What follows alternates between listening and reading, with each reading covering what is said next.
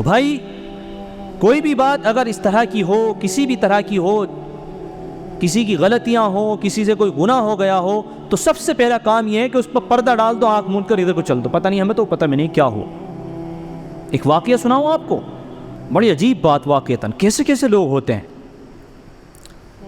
ایک اللہ والے ہیں، نام مجھے ان کا دھیان نہیں رہا کیونکہ جلدی میں پڑھ کر گایا ہوں میں، کہ ایک عورت ان کے پاس میں آئی رات کو اور آ کر کہنے لگی کہ حضرت میری عزت کی لاج رکھ لیجئے۔ کہ بہن کیا ہوا ہے، کیا پریشانی ہوئی ہے؟ کہ میرے ساتھ زبردستی ہو گئی اور میرے ساتھ زنا ہو گیا، جس کی وجہ سے مجھے حمل ٹھہر چکا ہے اور اب میں حاملہ ہوں، اور میں نے لوگوں سے یہ کہہ دیا ہے کہ فلاں حضرت سے میرا نکاح ہو گیا ہے اور یہ جو بچہ ہے وہ فلاں حضرت ہی کا ہے، وہ میرے بچے کے ابا ہیں۔ ذرا سمجھو یار، بھائی عجیب سی بات ہے نا، کوئی عورت رات میں آئے اور آگے مجھ سے گئے مفتی صاحب میری عزت کی لاج رکھ لو، ایسے ایسے یوں کہے تو تم سے میرا نکاح ہو گیا تھا، تو میرے تو پیروں کے نیچے کی زمین کھسک جائے گی، کیا بات کہہ رہی ہے بھائی۔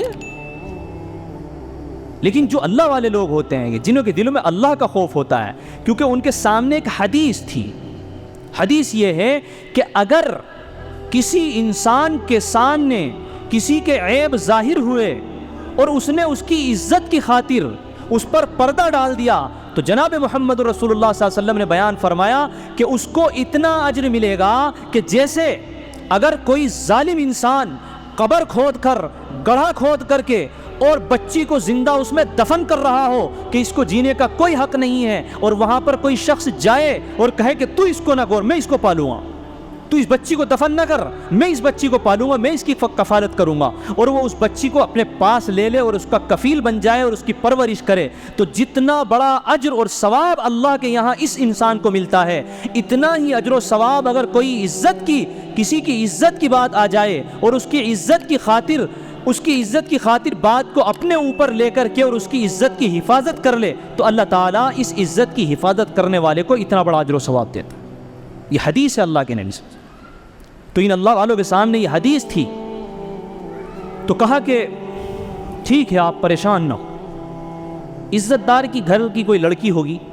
تو اس سے غلطی ہو گئی تھی یا اس کے ساتھ زبردستی کی، اس نے اللہ والے سے ڈائریکٹ آ کر کے کہہ دیا کہ آپ میری عزت کی فکر رکھ لیں، میں نے لوگوں سے یہ کہہ دیا ہے کہ فلاں حضرت سے میرا نکاح ہوا ہے، یہ جو میرے پیٹ میں بچہ ہے یہ انہی کا ہے۔ حضرت خاموش ہو گئے۔ بہرحال اس نے لوگوں سے کہا ہوگا کہ حضرت سے تو میرا نکاح ہوا ہے، یہ کیوں؟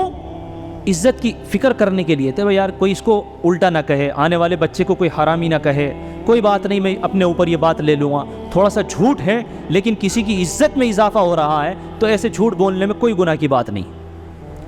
محلے کے لوگ آئیں، پڑوسی آئیں، جب ولادت ہو گئی اس لڑکے کی، محلے کے امام صاحب آئیں، حضرت مبارک ہو آپ کے یہاں ماشاءاللہ بیٹا ہوا ہے اور یہ خوشی میں ہم آپ کے مٹھائی کا ڈبہ لے کر گئے۔ حضرت نے کچھ اظہار نہیں کیا کہ ماشاءاللہ بہت شکریہ، کہا کہ یہ امام صاحب آپ کے لیے بھی ہدیہ ہے میری طرف سے کہ میرے گھر پہ بیٹے کی پیدائش ہوئی ہے، 2 دینار ہدیہ دیے، اور 2 دینار دیے کہ وہ تھوڑا سا ہمارے بیوی سے ذرا اختلاف ہو گئے ہیں، آپ یہ 2 دینار جا کر کے آپ دے دینا تاکہ بچے کی ضرورت ہوتی ہیں ان کے اپنا علاج معالجے میں، دودھ وغیرہ میں اس میں خرچ کر دیں۔ اور حضرت مستقل 2 دینار امام صاحب کے ہاتھ بھیجتے رہے، ظاہر نہیں کیا کہ یہ میرا بچہ نہیں، یہاں تک کہ بچہ بڑا ہو گیا اور اس بچے کا انتقال ہو گیا۔ تو کئی سال کے بعد میں وہ عورت واپس آئی کہ حضرت جو میری عزت پہ آنچ آنے کا خطرہ تھا وہ اب ٹل چکا ہے، میرے بچے کا انتقال بھی ہو چکا ہے، آپ مجھے مستقل 2 دینار بھیجا کرتے تھے، میں نے ان میں سے ایک بھی پیسہ خرچ نہیں کیا، اس لیے کہ میں پہلے ہی غلطی کر چکی تھی، میرا ضمیر گوارا نہیں کر رہا تھا کہ آپ کے پیسے بھیجوں، لہٰذا یہ جتنے بھی پیسے تھے میں نے جمع کر کے رکھے ہوئے تھے، آپ کے پیسے یہ ہیں، ان کا نہ میرا بچہ مالک تھا نہ میں مالک تھی، آپ اپنے پیسے واپس فرما لیجیے۔ عزت بھی محفوظ رہ گئی، اور جنت کے جو وعدے ہیں، وعدوں پر بھی جو اللہ نے جو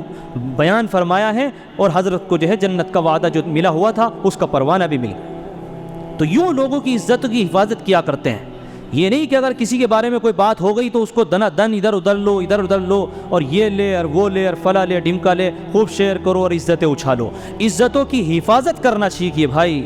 عزتوں کی حفاظت کرنا سیکھیے۔